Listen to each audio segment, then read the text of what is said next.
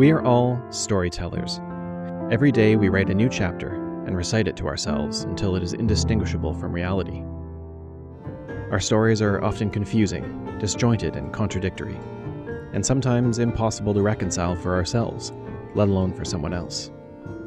When I encounter a game that resonates with me and helps me better understand my story, I think it's worth talking about.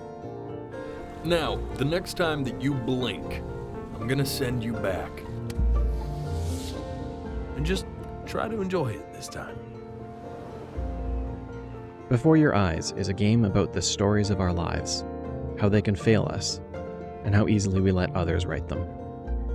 At a glance, if you'll excuse the expression, Before Your Eyes is a game with only one mechanic: blink. Cleverly using the player's webcam to detect their blinks, the game moves between a series of vignettes as a child grows up.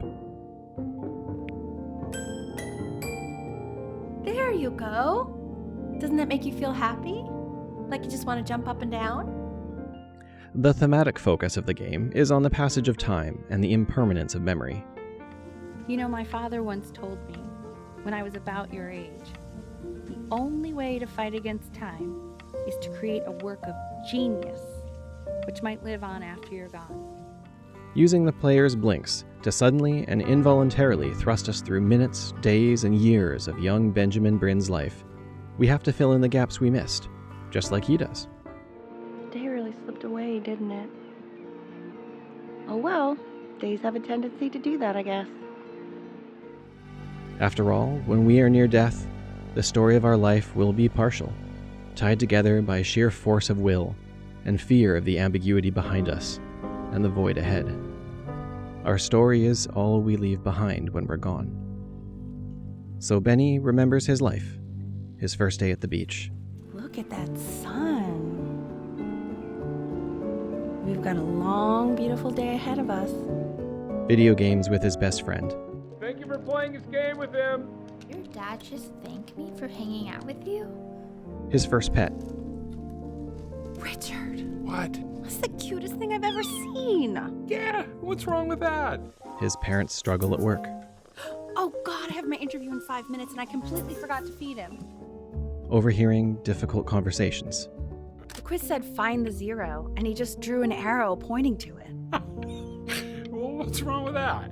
I mean, everything is wrong with that. His first time playing a piano.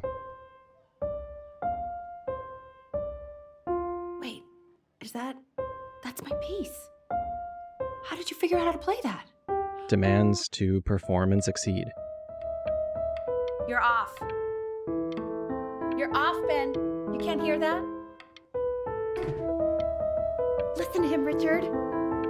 I've been listening to him in that competition. I thought you said competitions took the joy out of playing music. Not if you win. A late night phone call that made his mother cry.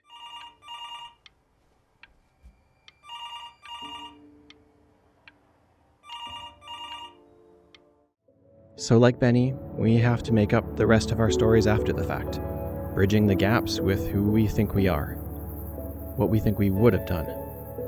And at the end of his life, that's what Benny does. Facing judgment, he tells the story of how he grew up under pressures to perform, how he succeeded beyond all expectations, how the source of those expectations, his mother, suddenly left his life, and how he turned even that pain into greater inspiration. Look. It's unbelievable, Benny. It's like she's standing in the room with us. Like I can see her in the paint. It's a compelling story. But it's a lie. It's the story of a life where all the gaps are filled with the expectations of others. It's not really his story. And the gatekeeper, she'll see right through your fake lies as if they were glass. So I'm gonna ask you again to start from the very beginning. And this time, I want the truth. In reality, Benny's story is not one of clarity and fulfillment. In its place is cruel, random chance. I mean, what's the point? What do you mean? What's the point? What does that mean? What's the point of any of it? If he's never gonna get any better?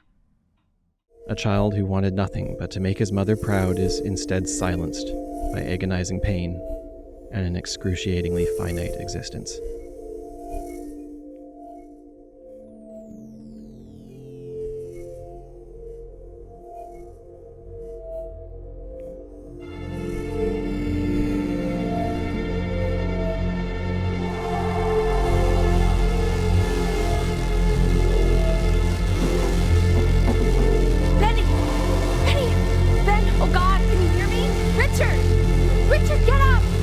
And as his sickness and overwhelming sense of failure overcame him, he did what always feels impossible.